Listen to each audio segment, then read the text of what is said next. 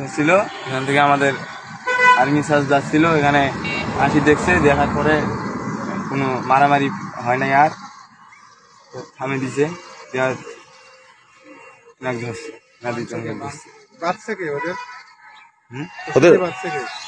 রশি দিতে পারছে, আমি তো দেখিনি। রশি দিয়ে পাচ্ছে এলাকাবাসী, এটা দুজন হচ্ছে একজন লোককে এখানে মারধর করতেছিল এলাকাবাসী এবং আমি সহ। দেখার পর ওনাকে সেভ করি, সেভ করার পর আমরা ওনাকে ভ্যানে তুলে হসপিটালে পাঠাই।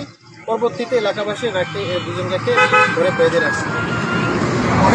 এদের গায়ে আর মানে আইন প্রয়োগকারী সংস্থা কেউ হাত দিচ্ছে? না না না, তোমাদের গায়ে হাত দিচ্ছে বলো না, তুমি আসছো তোমাদের সবাই কথা বলো।